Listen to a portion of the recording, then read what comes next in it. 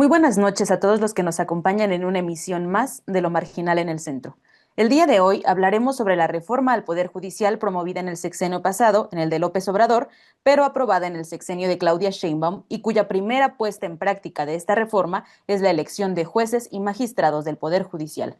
Para hablar de este tema tenemos a dos conocidos expertos. En primer lugar, tenemos al maestro Everardo Lara Covarrubias, quien es maestro en Ciencias Jurídicas por el Instituto Nacional de Ciencias Penales, abogado por la UNAM y miembro de la Defensoría Nacional de los Trabajadores. Bienvenido, maestro Everardo. Es un gusto tenerlo de nuevo en Lo Marginal en el Centro. Muchas gracias por la invitación. Buenas noches. Y tenemos también el día de hoy a la maestra Maribel Rodríguez. Ella es maestra en Derecho Constitucional y especialista en amparo por la Universidad Panamericana y abogada por la Escuela Libre de Derecho. Bienvenida, maestra Maribel. Un gusto escucharla otra vez en Lo Marginal en el Centro. Buenas noches, Gladys. Muchas gracias por la invitación y pues te saludo a ti y a tu auditorio. Comenzamos. La elección de 2.681 cargos de jueces y magistrados a nivel nacional es la primera consecuencia práctica de la reforma al Poder Judicial que se aprobó el año pasado. Participó en esta elección apenas el 13% del padrón electoral. Más allá de las vicisitudes del proceso electoral, una elección de muy difícil implementación por la cantidad de cargos a elegir, aquí abordaremos las causas de la reforma, si tendrá los resultados que sus promotores afirman y las consecuencias de esta reforma para la conformación del Estado mexicano y para las clases trabajadoras. Así que, sin más preámbulo, comenzamos con usted, maestra Maribel. ¿Cuáles eran los problemas del Poder Judicial que motivaron la reforma y con la reforma la elección judicial? Sí, Gladys. Pues mira, en efecto hay varios problemas, existen problemas en el Poder Judicial y desde luego en el sistema de justicia mexicano en general que no debemos ignorar. En primer lugar, pues quiero enunciar a la corrupción porque justamente fue la bandera que López Obrador en su momento utilizó para impulsar la reforma morenista. Y es cierto que en la práctica algunos juzgadores, por prebendas económicas o de otro tipo, pues conducen procesos judiciales o emiten sentencias en favor de personas o grupos de poder económico y político, pues de manera defraudando la imparcialidad con la que se deben conducir. Este es un problema no generalizado, pero que sí existe y todos los que litigamos lo conocemos, ¿no? El otro problema que desde mi punto de vista es muy grave es la impunidad que impera en nuestro país, es decir, la falta de castigo o de sanción para quienes cometen delitos o que con sus conductas violentan la ley, incluidas las propias autoridades. La dimensión de este problema es muy es muy grande y es verificable, por ejemplo, con el porcentaje de delitos cometidos que no se denuncian o que no llegan a una carpeta de investigación y que de acuerdo para 2024, de acuerdo con la organización Impunidad Cero, fue más o menos del 93%, es decir, de todos los delitos que se cometen, solamente el 93% no se denunció y del 7% restante que sí se denuncia, solamente el 0.9% tiene la probabilidad de llegar a una sentencia que dirima el asunto. De ese tamaño es la impunidad que se genera, que hay en México y que además genera pues el crecimiento de la inseguridad a niveles pues muy graves y además el abuso de poder a sabiendas de que los infractores de la ley pues no recibirán castigo por sus actos porque porque de este tamaño digamos es la impunidad en el país. Hay que decir desde luego, y es una cosa que sí se ha dicho, pero que creo que no se alcanza a entender, que la impunidad no solamente es culpa de los jueces. Las fiscalías, que son las encargadas de la investigación y persecución de los delitos, que no son parte del Poder Judicial, tienen mucha responsabilidad en ellos, pues creo yo que su actuar omiso e ineficiente es la principal causa por la que la gente no denuncia, pues en muchas ocasiones denuncian y no pasa nada, se investiga mal, se tergiversan los hechos, se fabrican pruebas o culpables, se vende la justicia De manera que hacen tan mal su trabajo que al llegar a los tribunales, pues sus carpetas de investigación no resisten el mínimo análisis judicial y derivan pues en que en muchas ocasiones se libera a los que se llevan ante la justicia, no necesariamente por actos de corrupción, aunque sucede, sino por el mal trabajo que realizan estas fiscalías. O sea, es un problema conjunto que no se ha identificado o que no se precisa, digamos, que no es un problema solo del Poder Judicial, pero que aqueja pues a todos los mexicanos, ¿no? El otro problema al que me quiero referir y que creo yo que no tiene que ver necesariamente con los jueces, sino más bien con el sistema de justicia en general, es la falta de acceso a la misma, es decir, falta de acceso a la justicia y de una defensa adecuada para la gente en los procesos judiciales, pues la mayoría de los mexicanos no cuentan con dinero para pagar los servicios de un abogado particular. Si bien, y aquí el maestro Everardo no me dejará mentir, la ley contempla por ejemplo, en materia penal, que existan defensores públicos. Pero la realidad es que estos defensores públicos que dependen de los poderes judiciales, tanto federal como local, son muy pocos y no cuentan con los recursos materiales necesarios suficientes para atender los casos que se les asignan, de manera que terminan realizando defensas totalmente inadecuadas y burocráticas y dejando a la gente a su suerte, ¿no? Esto, desde luego, la falta de defensa adecuada y la carencia, digamos, de tener un abogado porque no se tiene dinero para ello, repercute en que miles de mexicanos se encuentren encarcelados porque no se les garantiza un juicio rápido ni justo, por lo que mucha gente, desgraciadamente en su mayoría pobre, permanece por años en la cárcel esperando una sentencia o incluso compurgando penas por un delito que no cometieron. Finalmente, creo yo que es relevante también señalar como un problema importante la lentitud de los procesos judiciales. Es cierto, pues que en muchas ocasiones los juicios, llámese amparos, juicios penales, civiles, administrativos, laborales, pueden durar años en los juzgados sin resolverse ni siquiera en primera instancia. Quienes litigamos asuntos, digamos, en los tribunales, sabemos que este retraso tiene varias causas, pero sobre todo se debe a la falta de recursos materiales y humanos suficientes que permitan a los juzgadores y a los juzgados enfrentar los juicios que se les asignan. Pero para resolver este problema, pues nada se ha hecho, ¿no? Y así podemos enumerar varios problemas más que si se quisieran resolver realmente en beneficio de todos, se tendrían que abordar a través de un análisis serio de sus causas y sus alternativas de solución. Estoy segura de que si eso se hubiera hecho antes de la reforma judicial morenista, de ninguna manera hubiera aparecido como una alternativa de solución elegir a los juzgadores por voto popular, como finalmente lo hizo Morena y lo impuso con su reforma judicial. Una ocurrencia, pues, que ahora nos llevó a la elección, pues, fraudulenta del domingo pasado, con las terribles consecuencias que esto traerá para todos los mexicanos y que seguro analizaremos en este espacio.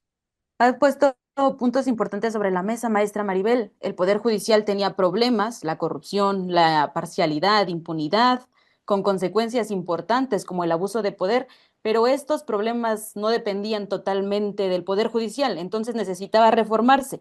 Pero tendría que ser, ¿estás diciendo que tendría que hacer una reforma integral del Estado en beneficio de las grandes mayorías? Así es, Gladys. Tiene que ser una reforma, como decía yo en esta última parte, derivada de un análisis científico y concientudo y realmente que esté orientado a resolver los problemas de los que ya abordamos. Esto no se ha hecho. Incluso yo el otro día veía una entrevista de Diego Valadez, que es un jurista muy famoso en México, y decía pues que no hay instituciones que midan la eficacia de los juzgados y su trabajo, que no se sabe cuántas sentencias hay a nivel federal, a nivel local, digamos, comparándolas con los asuntos que llegan. Es decir, no hay manera de saber exactamente cuál es la dimensión del problema. Y por tanto, si tú no sabes dimensionar y clarificar el origen de todos estos problemas de los que hablamos, pues no vas a tener la posibilidad de plantear alternativas de solución reales que realmente vayan a acabar con esos problemas de los que estamos hablando, ¿no? Creo yo que es el caso de la reforma judicial de Morena, que no tenía ese propósito y lo voy a señalar más adelante, pero pues no va a corregir este asunto, ¿no? Una de las partes fundamentales de la reforma de la Cuarta Transformación fue la elección que vivimos el domingo pasado. Maestro Berardo, ¿cómo calificaría usted el desarrollo del proceso electoral que culminó con la elección del 1 de junio y los resultados que hemos ido enterándonos a lo largo de esta semana? Sí, licenciada Gladys. Me parece muy buena la puntualización que ha realizado la maestra Maribel.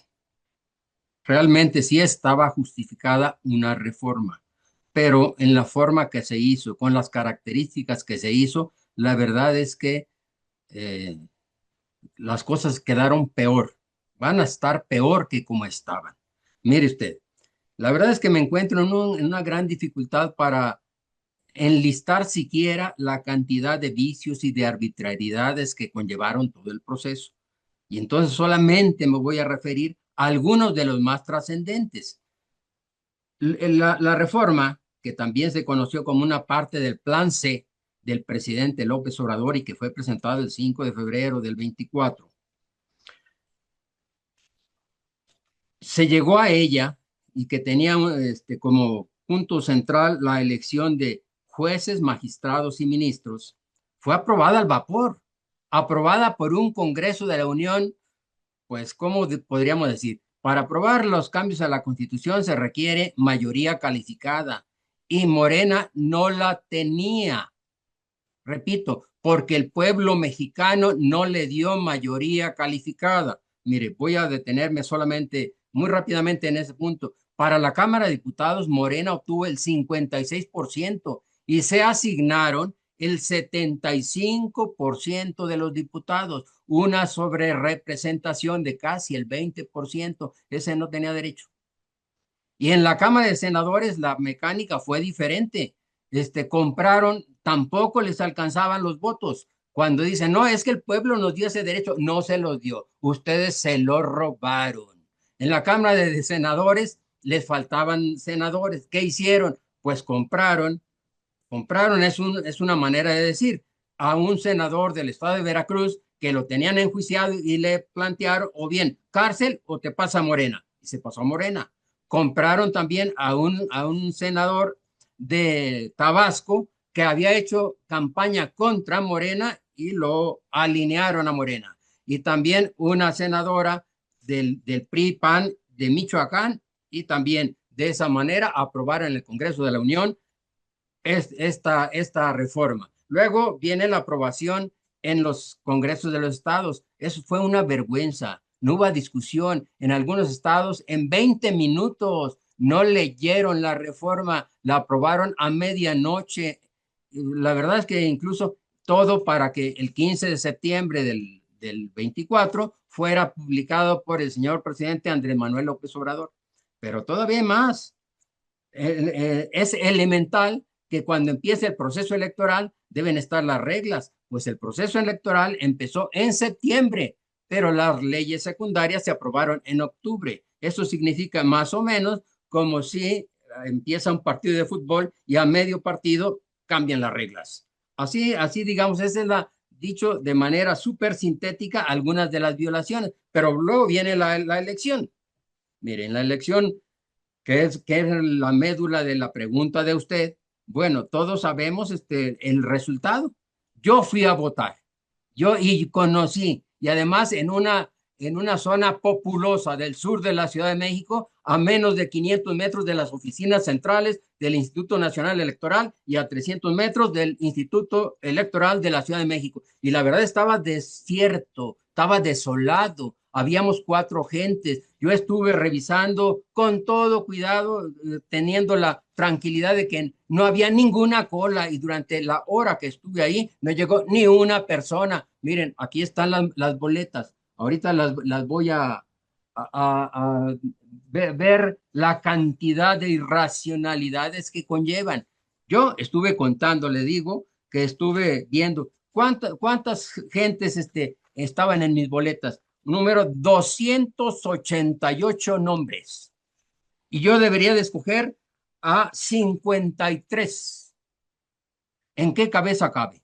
Racionalmente, que pueda yo conocer el perfil, la trayectoria, la conducta, la historia política de las gentes a las que voy a elegir. No había ninguna posibilidad. Pero después de esa desolación, bueno, ahora resulta que votaron 13 millones de mexicanos. Bueno, a lo mejor sea cierto. Yo recorrí parte de la Ciudad de México y la verdad es que las colas más grandes eran de cuatro gentes. En los últimos 30 años no había habido una elección tan desolada. Estuvo plagada de vicios, Y en esas 13 millones que dicen, no, 13 millones apoyan la reforma. No, porque hay más de 1,5 millones que fuimos a protestar y en muchas boletas aparecía la leyenda fraude, RIP a la reforma judicial, mentirosos, hipócritas, y eso es estar con la reforma. En el mejor de los casos, en el mejor, fueron 10 millones, y a lo mejor incluso menos. Todavía hay algunas cosas dignas de conocerse. Por ejemplo, en el estado de Durango había para nombrarse 49 cargos del Poder Judicial local. ¿Saben de cuánto era la lista? De 49. Y era la misma lista del Poder Ejecutivo, del Poder Judicial y del Poder Legislativo. Ahí yo cuando vi las boletas dije, bueno, aquí es muy fácil votar, basta que alguien conozca la serie numérica y empieza a contarlas, 1, 2, 3, 4. Y el señor gobernador dice que se siente orgulloso de que su estado es el primer lugar en la elección por el Poder Judicial. Así están las cosas. Y así ahí está plagada la cantidad de errores. Algo que no había visto yo eran los mentados acordeones del bienestar. Acordeones, una lista que les daba a la gente donde le decían por quién votar. Eso es democracia. Eso es, el pueblo habló, dijo la presidenta que era un día especial, que era la primera vez que los mexicanos elegían a sus juzgadores. Yo digo, bueno, sí es la primera vez, pero la primera vez puede ser buena o mala. Esa no significa más que no ha habido otra, pero de ahí no se desprende que sea buena y que ahora es una fiesta de la democracia, es una verdadera, un abstencionismo generalizado, ¿no? Ahora, mire, algunos de los elementos, yo sé que no es que 87 millones que despreciaron la elección, todos estén en contra, pero ahí hay, desde luego, hay abstencionismo, hay desinterés, hay gente que dice, bueno, ¿yo para qué voy a votar si todo está decidido? O como popularmente dice, todo está planchado, entonces, ¿para qué voy a perder mi tiempo? Bueno, en algunos lugares, por ejemplo, Veracruz, que también hubo una elección concurrente, se eligieron ayuntamientos, para los ayuntamientos votaron más del 50%, pero para la elección judicial el 17%. ¿Cómo se explica esa diferencia? La gente no está informada, no está interesada, no está conocedora, no hay tal voto informado. Entonces la pregunta sería, bueno, ¿y eso fue un triunfo, como dice el gobierno y como dice la propaganda oficial, o fue un fracaso, como dice la oposición? Mire, esa respuesta admite dos aclaraciones. Si lo que se quería era controlar al Poder Judicial, el objetivo lo lograron. Si lo que querían era que el pueblo se expresara, la verdad es que fue un total fracaso. ¿Cuál era el objetivo de esa elección, de esa votación? Yo creo que lo segundo, ¿no? Porque lo primero no se sostiene, no es cierto. Ahora, cuando yo digo que fuera la cooptación del Poder Judicial, ¿en qué me baso? Pues me baso en una serie de cosas. ¿Quiénes aparecen? Esta es la boleta que tuvieron todos los que quisieron ir a votar y la pongo así porque la inmensa mayoría de los mexicanos ni la conoce. Todos los electos, los ministros, que ahí se llaman ministros porque hasta los periodistas hacen una mezcolanza entre magistrados y ministros. Los ministros son los de la Suprema Corte de Justicia de la Nación. Van a ser 9. Todos fueron propuestos por el Poder Ejecutivo. ¿De hecho es esa? Y entonces, ¿quién está eligiendo a los ministros? No.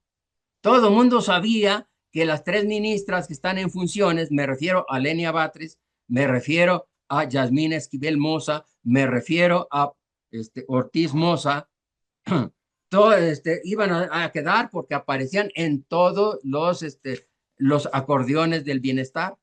Bueno, pero es que el que ganó la presidencia es una gente que ni se esperaba por algunos, pero en la visita última que hizo la presidenta a Oaxaca, dijo que le gustaría que encabezara la corte un representante de los pueblos indígenas.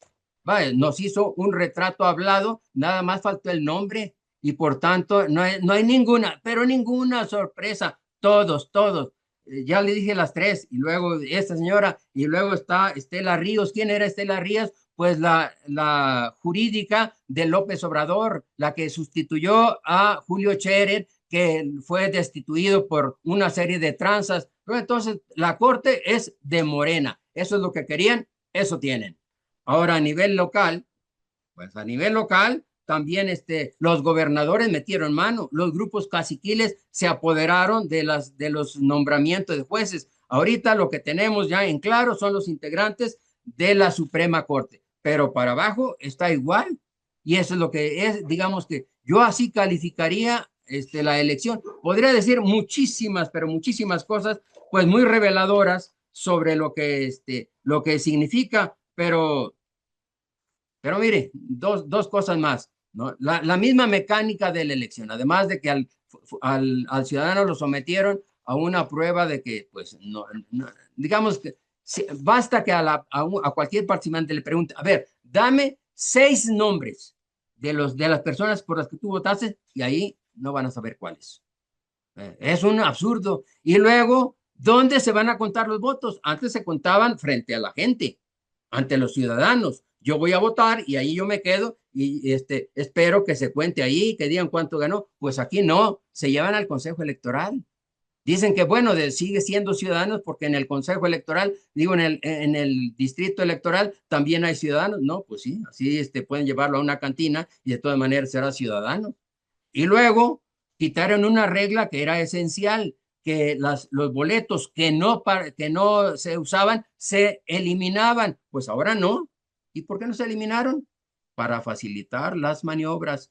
13 millones y eso 13, digámoslo, 11 con una serie de maniobras. Ese es el verdadero tamaño y el poder de convocatoria de Morena. Que no nos vengan a decir que son la voz del pueblo. Eso simple y sencillamente no es cierto. Entonces podría decirse, maestro, que la elección no es tan democrática como dice ser. Está llena de arbitrariedades desde el principio, estuvo hecha al vapor, irracional, inducción del voto, abstencionismo. Como usted dice, cumplió su verdadera función, la cooptación del Poder Judicial. Sí estaba Sí, justificada una reforma, pero la sí. situación será peor con la aprobada por la Cuarta Bueno, mire, Transformación. llega al tal despropósito de decir que México es el país más democrático del mundo, ¿no? De hecho, es ese pueblo. ¿Qué cosa entonces es la democracia? La democracia es ir a cruzar una papeleta de una gente que al final ni siquiera respeta lo que prometió y hace lo que le da su regalada gana. Si quieren más democracia, pues hagan más consultas y así van a tener eso. Eso es toda la democracia y que el país más democrático del mundo. ¿Qué democracia es eso? Eso es falso. Eso es falso. No hay ningún control popular sobre los electos, ¿no? Yo, bueno, me reservo para seguir abundando en el tema porque sé que el tiempo es corto. Sí, maestro. Dados los problemas que tenía el Poder Judicial antes de la reforma y elegido ya un nuevo cuerpo de jueces y magistrados a nivel nacional que se dedicarán a impartir justicia con este proceso que ya nos comentó y ya nos analizó el maestro Berardo. Maestra Maribel, ¿qué resultados podemos esperar? ¿Este nuevo cuerpo del Poder Judicial garantiza el combate de los peores vicios del viejo sistema judicial que ya mencionaba? Sí, Gladys, pues respondiendo a tu pregunta, creo que lo que podemos esperar, como ya advertía al principio de mi primera intervención, de ninguna manera es la solución de los problemas del Poder Judicial y del sistema de justicia en México, porque como decía yo, ya adelantaba, pues ese no era el objetivo de la reforma judicial de Morena. Lo que estamos viendo, así como ya decía el maestro Berardo, es la materialización del único propósito que Morena tenía con su reforma judicial, que era apoderarse del Poder Judicial y haciendo de este un poder obediente a modo que no pusiera resistencia a sus reformas, a sus decisiones arbitrarias, abiertamente violatorias de la Constitución, de las leyes, de los derechos humanos, etcétera. Lo que ellos buscaban era remover a esos jueces, los cuales no le debían el puesto a Morena y que por ello, pues con alguna independencia e imparcialidad se conducían. Esto era lo último que les faltaba para concentrar todo el poder en el país. ¿Para qué lo quieren? Pues no, hasta ahora no lo sabemos, pero así sucedió. Afirmo esto porque, como ya lo dijimos, cuando analizamos incluso la reforma judicial en este espacio, las reglas estaban hechas para favorecer al partido gobernante y a sus apoyadores, ya que ellos iban a imponer candidatos, los iban a promover e iban a obligar a la gente, como sucedió, a votar por los que ellos quisieran que ganaran la elección. Y como dije, así ocurrió con la elección del domingo, con este que yo llamaría fraude burdo y además ofensivo a la inteligencia de los mexicanos, que fue lo que vimos el domingo. Eligieron a sus ministros, magistrados y jueces el poder, el partido en el poder, pero también los grandes ricos en este país, que a pesar de que dicen defender la democracia, la división de poderes, la independencia judicial, pues patrocinan a Morena y lo apoyan porque les es útil, porque como se ha corroborado con muchísimos datos dados por la opinión pública, sus riquezas, sus fortunas, las fortunas de los ricos en este país se han seguido incrementando con los gobiernos de Morena a costa del trabajo de millones de mexicanos que son los que producen la riqueza en este país, pero que viven sumidos en la pobreza y en la ignorancia. Estos grupos fueron los que realmente eligieron a sus candidatos el domingo a la medida de sus intereses. Y para corroborar esto, como ya adelantaba también el maestro Berardo, pues basta revisar quién postuló a los ganadores, por lo menos de la Suprema Corte de Justicia de la Nación, como él ya dijo, que fueron postulados por el Poder Ejecutivo y que son cercanos, que es ampliamente conocido que son cercanos a Morena, y que además aparecen en esos acordeones a los que él refería, con los que Morena le dijo a la gente cómo votar, sobre todo a los beneficiarios de los programas sociales. Es altamente probable que esto que estamos viendo con los ministros se repita. Casi yo creo que es un hecho en el Tribunal de Disciplina Judicial, que es un órgano también muy, muy importante, pero también en todos los demás cargos que se eligieron el domingo en esta famosa elección judicial que la presidenta calificó, como decía el maestro, de democrática, maravillosa, única y ejemplo del mundo, cosa que es una evidente mentira y que nos debiera enojar.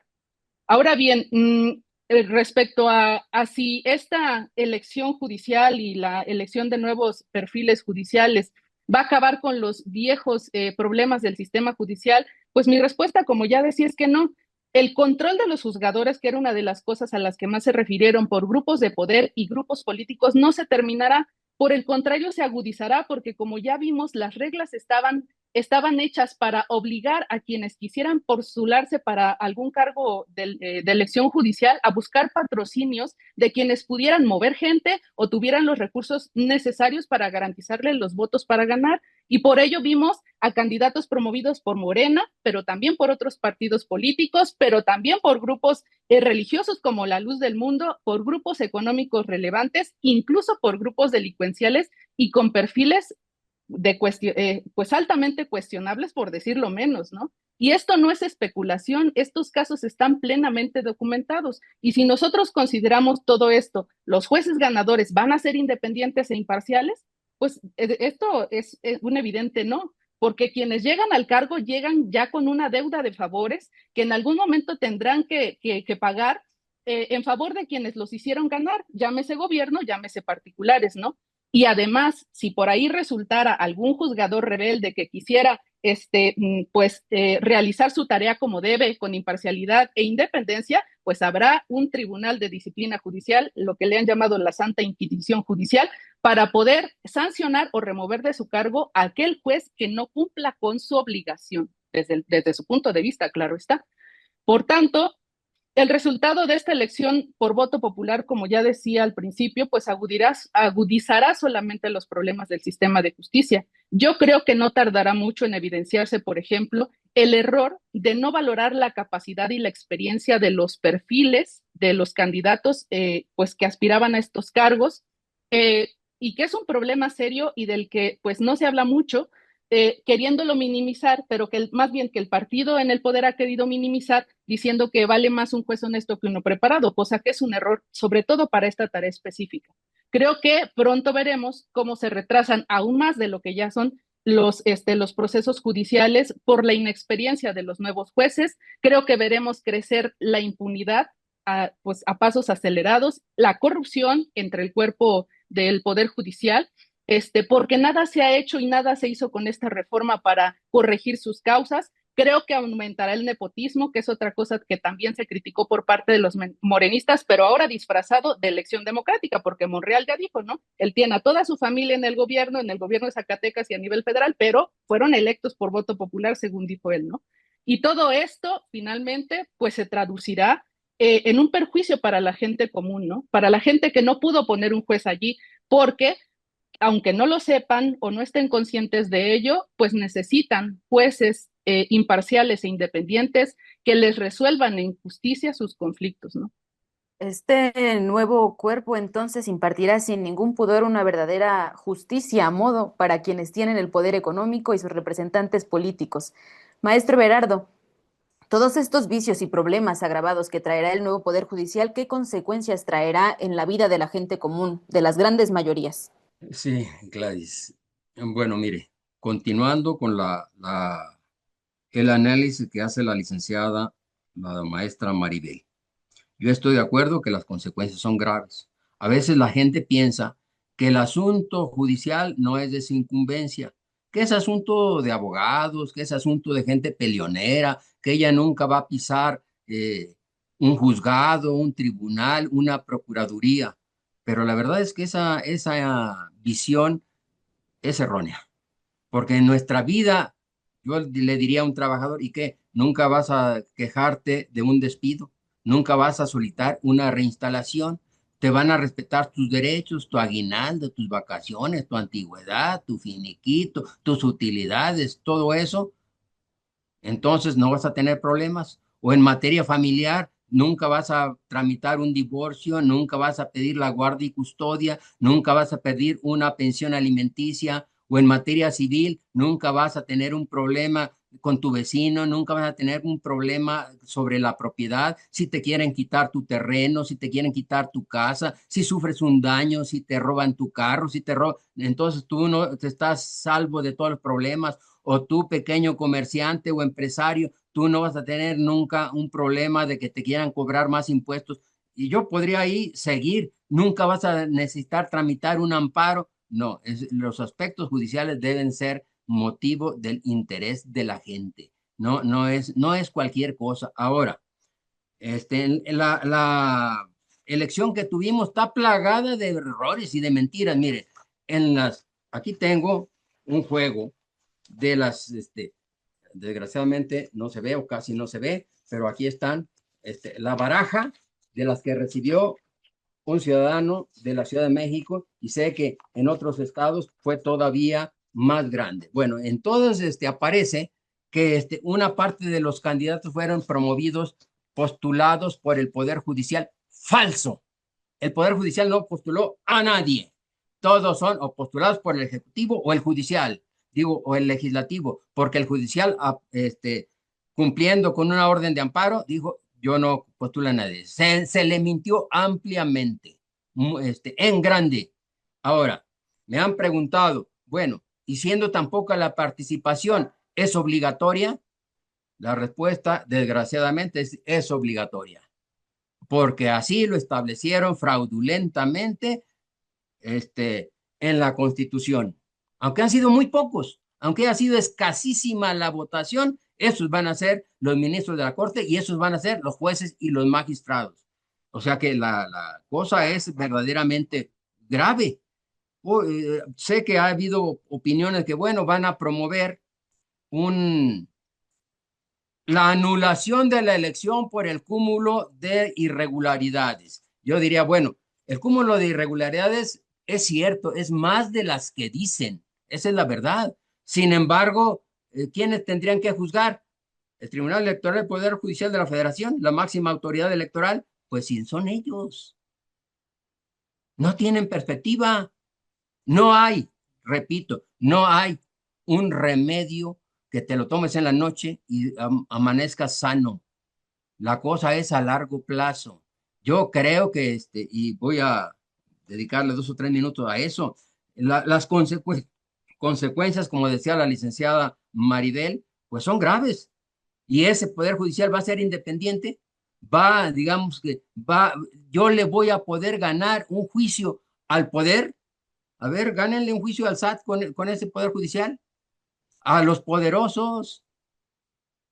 ¿En qué contexto se da esta reforma? Bueno, López Obrador decía que iba a llevar a los militares a los cuarteles, pues lejos de eso, militarizó la seguridad pública. Creó la Guardia Nacional sometida, dirigida a la Secretaría de la Defensa Nacional. Eso no es militarizar.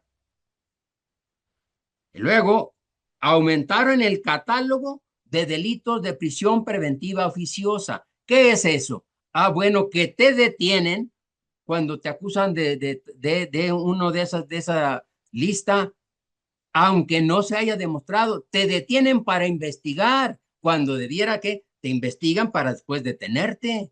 La, la gran mayoría de los detenidos tienen por eso, basta que a ti te acusen sin pruebas de un robo con violencia, con armas. Ah, bueno, ya, prisión preventiva oficiosa, o sea, digamos, está haciéndose el sistema más represivo, sí o no. Y ahora vienen los jueces del bienestar, y esos jueces van a impartir justicia con mucha legalidad. No, ellos le deben su postulación al poder. Simple y sencillamente, yo he dicho en otras ocasiones, bueno, ¿y cuántos postulados fueron por los sindicatos? ¿Cuántos por los grupos, por los ejidatarios? ¿Cuántos realmente por los pueblos originarios? ¿Cuántos por los colonos? Nadie. Todos por el poder. ¿A quién obedecen? Al poder. ¿Con quién quieren quedar bien? Con el poder. ¿Le vamos a ganar un juicio? Además, esto yo lo estimo muy importante, están debilitando la principal arma jurídica que tiene el gobernado para enfrentar las arbitrariedades de los órganos del poder, de las autoridades. El amparo, como se dice vulgarmente, le están quitando dientes, los efectos generales, lo están haciendo más light. Y entonces el particular, ¿cómo se va a defender? Ese es el cuadro. Y en lo inmediato hay que entenderlo, y el luchador social tiene que entenderlo así, tiene que saber que puede usarse ahora el Poder Judicial en contra de sus luchas y en contra de sus peticiones, porque lo pueden procesar. Nomás lo acusan de delincuencia organizada y prisión preventiva oficiosa. Ese es el verdadero cuadro. Y entonces, a largo plazo, a mediano plazo, yo creo que hay una solución. A lo mejor dicen, bueno, y entonces, ¿cuál es? Porque si el panorama está muy negro, pues yo he dicho en otras ocasiones, cuando más negro está la madrugada, más cerca está el amanecer. La tarea, aunque parezca muy modesta, es hacerle claridad al pueblo, abrirle al pueblo los ojos para que vea realmente la esencia política de este grupo, como dijo la licenciada Maribel, que en realidad es una nueva administración del gobierno y del sistema de los poderosos, dicho abiertamente, de los capitalistas. A veces dicen, no, pero pues eso cuándo se va a lograr. No, a veces en meses se logra una concientización real del pueblo que no se esperaba en años. Y esto ya prácticamente con esto termino, porque además Morena no es tan fuerte como dice, porque ellos tratan de meternos la idea de que para donde nos movamos está Morena, de que Morena, 30 millones de votos para Sheinbaum. Ahora ponen realmente cuál es la fuerza de Morena. No son tan fuertes. Su fuerza estuvo ahí, pues un pedazo, si quieren, de esa mini elección. Esos son Morena, porque se aplicaron a fondo con sus funcionarios, con sus gobernadores, con la presidencia, con el Instituto Electoral, con el tribunal, con su gente para tratar de mover a la gente, y la gente no le hizo caso. Además, en contra de ellos están que no están resolviendo los problemas del pueblo mexicano. Ellos prometieron pacificar al pueblo y sin embargo, a pesar de que dicen que está funcionando su estrategia de seguridad, lo cierto es que tienen con un baño de sangre el país. Dijeron que iba a mejorar la economía y el salario mínimo, que muchos lo presumen, no alcanza para la canasta básica. Dijeron que iban a tener un sistema de salud mejor que el mejor del mundo. En eso siempre andan diciendo que todo es lo mejor del mundo que Dinamarca y no alcanza ni para las vacunas para los niños. La verdad es que son unos mentirosos, hipócritas, y finalmente el pueblo se dará cuenta, el verdadero pueblo. Ellos no son la voz del pueblo. Dicen, si alguien me ataca, está atacando al pueblo, porque yo soy la voz del pueblo. Falso, falso y mil veces falso. Y si no, al tiempo. Maestro Gerardo, maestra Maribel, nos han trazado las líneas generales del problema del Poder Judicial y las consecuencias que traerá la implementación de la reforma. La situación en los próximos años no será fácil para las clases trabajadoras. Con esto concluimos la emisión del programa de hoy en Lo Marginal en el Centro. El nuevo cuerpo elegido del Poder Judicial y su nuevo funcionamiento es materia que nos afecta a todos los mexicanos, pero particularmente a las grandes mayorías trabajadoras. Los efectos aún no los alcanzamos a ver, pero no tardarán mucho en aparecer. De parte del equipo de Lo Marginal en el Centro, agradecemos la asistencia de los expertos en el tema. Muchas gracias, maestra Maribel. Muchas gracias, maestro Berardo, por participar en este programa. Gracias también al público que nos sintoniza desde nuestros distintos medios. Nos vemos la próxima semana en una nueva emisión más de Lo Marginal en el Centro.